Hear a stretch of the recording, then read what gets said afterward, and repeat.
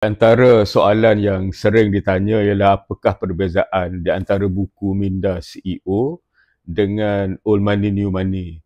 Jadi macam mana nak digabungkan di antara keduanya. Sebenarnya buku minda CEO ni dia menggariskan tentang 5 minda asas seorang CEO. Minda pengelola, minda strategik, minda pembina, minda penghubung dan juga minda seorang pemimpin. Jadi daripada buku ini anda akan dapat memahami tentang bagaimana seorang CEO berfikir, apakah kemahiran-kemahiran yang perlu ada, cabaran-cabaran dan juga alatan-alatan yang boleh membantu anda menjadi seorang CEO, usahawan dan juga pengurus yang lebih berkesan.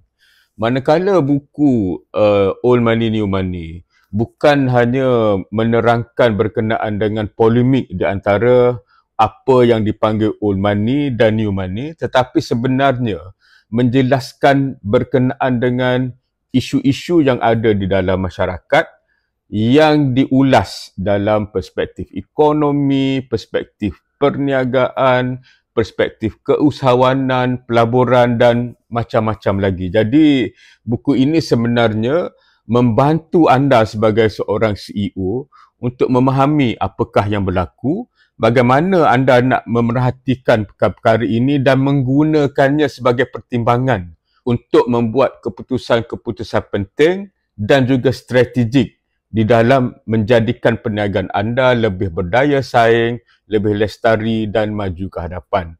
Jadi ini merupakan macam roadmap berkenaan dengan bagaimana nak berfikir sebagai seorang CEO, dan buku ini menjelaskan berkenaan dengan pelbagai isu yang ada agar anda sebagai seorang CEO dapat memahaminya dan menjadikannya manfaat untuk membuat keputusan-keputusan penting dan strategik dalam perniagaan anda semua.